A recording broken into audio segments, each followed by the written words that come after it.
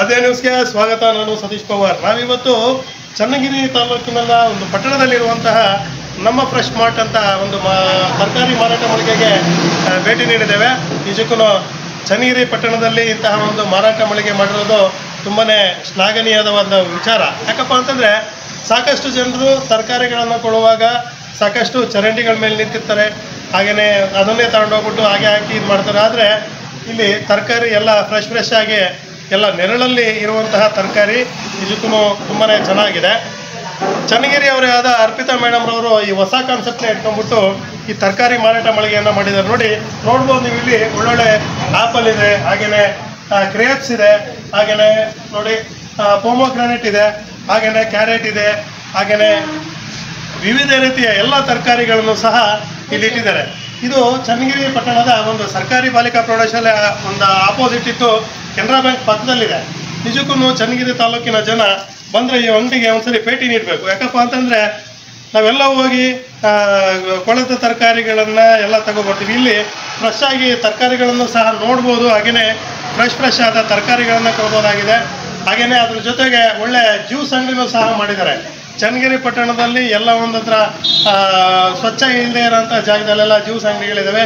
ಅಲ್ಲಿ ಹೋಗ್ಬಿಟ್ಟು ಜ್ಯೂಸ್ನ ಕುಡಿಯೋಕ್ಕೆ ಜನ ಮುಂದಾಗ್ತಾರೆ. ಆದರೆ ಇಲ್ಲಿ ಉತ್ತಮವಾದ ಒಂದು ಜ್ಯೂಸ್ ಕಾರ್ನನ್ನು ಸಹ ಮಾಡಿದರೆ, ಐಸ್ ಕ್ರೀಮ್ ಸಹ ಇದೆ. ನಿಜಕ್ಕೂ ಅರ್ಪಿತಾರವರು ಒಳ್ಳೆ ಕಾನ್ಸೆಪ್ಟ್ ಇಟ್ಕೊಂಡು ಈ ಒಂದು ಮಾರಾಟ ಮಳಿಗೆಯನ್ನು ಮಾಡಿದ್ದಾರೆ. ಅವರಿಗೆ ನಿಜಕ್ಕೂ ಉತ್ತಮ. ಮುಂದಿನ ದಿನಗಳಲ್ಲಿ ಚನ್ನಗಿರಿ ತಾಲೂಕಿನ ಜನತೆ ಭೇಟಿ ಕೊಟ್ಬಿಟ್ಟು ಒಂದ್ಸರಿ ಇಲ್ಲಿ ಫ್ರೆಶ್ ತರಕಾರಿಗಳಾಗಲಿ ಅಥವಾ ಹಣ್ಣುಗಳಾಗಲಿ ಎಲ್ಲದನ್ನು ಕೊಳ್ಳೋದ್ರ ಮೂಲಕ ಅವರ ಬಿಸ್ನೆಸ್ಗೆ ಒಂದು ಸಪೋರ್ಟ್ ಮಾಡಬೇಕಂತೇಳಿ ಆದ್ಯನೂ ಸಹ ಕೇಳ್ತಾ ಇದೆ. ವರದಿ ಸತೀಶ್ ಪವಾರ್, ಚನ್ನಗಿರಿಯಿಂದ. ತುಂಬ ಚೆನ್ನಾಗಿದೆ. ಶಾಜಾ ಅಂತ ಹೆಸರಿದೆ.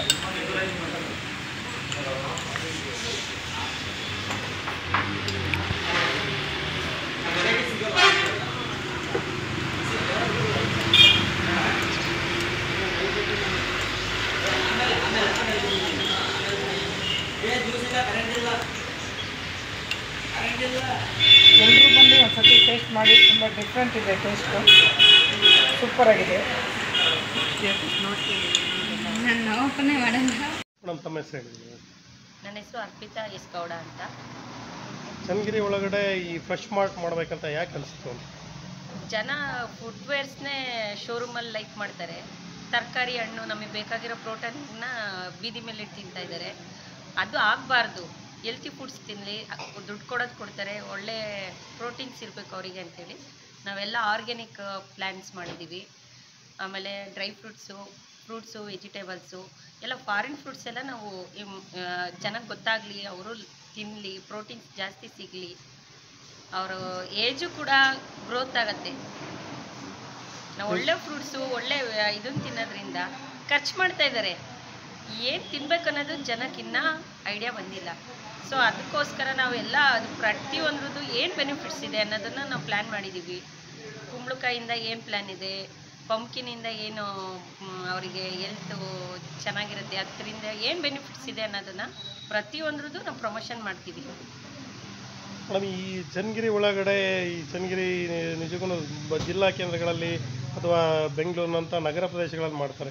ಚನ್ನಗಿರಿಯಲ್ಲೆಲ್ಲ ಇಂಥ ಬಿಸ್ನೆಸ್ ಕ್ಲಿಕ್ ಆಗುತ್ತೆ ಅಂತ ಅನಿಸಿದೆಯಾ ನಿಮಗೆ ಅಂತ? ಆಬ್ವಿಯಸ್ಲಿ ಮಾಡಿದರೆ ತೊಗೊಳ್ತಾರೆ. ಅವ್ರಿಗೆ ಗೊತ್ತಾಗಲ್ಲ ಸ್ಟಾರ್ಟಿಂಗು. ನಾವು ಮಾಡೋದ್ರಿಂದ, ನಾವು ಪ್ರಮೋಟ್ ಮಾಡೋದ್ರಿಂದ ಅವ್ರಿಗೆ ಬೆನಿಫಿಟ್ಸ್ ಅನ್ನೋದು ಏನು ಅನ್ನೋದೇ ಗೊತ್ತಿಲ್ಲ. ಸೌತೆಕಾಯಿ ಯಾಕೆ ತಿನ್ಬೇಕು ಗೊತ್ತಿಲ್ಲ, ಏನು ವಾಟರ್ ಮೆಲನ್ ಯಾಕೆ ತಿನ್ಬೇಕು ಗೊತ್ತಿಲ್ಲ, ಬೇಬಿ ಕಾರ್ನ್ ಇದೆ ನಮ್ಮ ಹತ್ರ, ಆಮೇಲೆ ಬೇಬಿ ಆರೆಂಜ್ ಇದೆ, ಅದರದ್ದೆಲ್ಲ ಅವ್ರಿಗೆ ಬೆನಿಫಿಟ್ಸೇ ಗೊತ್ತಿಲ್ಲ. ನಾವು ಬೆನಿಫಿಟ್ಸ್ ಹೇಳಿದರೆ, ಆ್ಯಕ್ಚುಲಿ ನಮ್ಮದು ಚನ್ನಗಿರಿನೇ ಮೊದಲನೇ ಪ್ಲ್ಯಾನು. ನೆಕ್ಸ್ಟು ನಾವು ಬೇರೆ ಕಡೆನೂ ಪ್ಲ್ಯಾನ್ ಮಾಡೋ ಉದ್ದೇಶದಿಂದನೇ ನಾವು ಚನ್ನಗಿರಿಲ್ಲ, ಇದು ಸಕ್ಸಸ್ ಆದರೂ ಮಾಡ್ತೀವಿ, ಫೇಲ್ಯೂರ್ ಆದರೂ ನಾವು ಬೇರೆ ಕಡೆ ಮಾಡೋ ಪ್ಲ್ಯಾನಲ್ಲಿದ್ದೀವಿ. ಬಟ್ ಏನೇ ಮಾಡಿದ್ರು ನಾವು ಚನ್ನಗಿರಿಯಿಂದನೇ ಸ್ಟಾರ್ಟ್ ಮಾಡಬೇಕು ಅನ್ನೋ. ಏನೇನು ವೆರೈಟೀಸ್ ತಮ್ಮಲ್ಲಿ ಸಿಗುತ್ತೆ ತರಕಾರಿ ಒಳಗಡೆ? ಹಸಿ ಕಾಳು, ಮೊಳಕೆ ಕಟ್ಟಿದ ಕಾಳುಗಳು, ಡ್ರೈ ಫ್ರೂಟ್ಸು, ಆಮೇಲೆ ಇದು ಆ ಬೆಟ್ಟದ ನೆಲ್ಲಿಕಾಯಿ ನಮ್ಮ ಚನ್ನಗಿರಿನಲ್ಲಿ ಇವತ್ತಿಗೂ ಯಾರೂ ಮಾರಿಲ್ಲ, ನಾವು ಸ್ಟಾರ್ಟ್ ಮಾಡಿದ್ದೀವಿ. ಆಮೇಲೆ ಅಂಜೂರ ಕಾಂಪಿಟೇಟಿವ್ ರೇಟ್ ಕೊಡ್ತಾ ಇದ್ದೀರಾ ಅಂತ? ಬೆಸ್ಟ್ ಪ್ರೈಸೇ ಸರ್. ನಮಗೆ ಅದರಿಂದ ಏನು ಬೇರೆ ಕಡೆ ಏನು ರೇಟ್ ಸಿಗುತ್ತೋ ಅದೇ ರೇಟಿಗೆ ನಾವು ಸೇಲ್ ಮಾಡ್ತಾ ಇರೋದ್ರಲ್ಲಿ.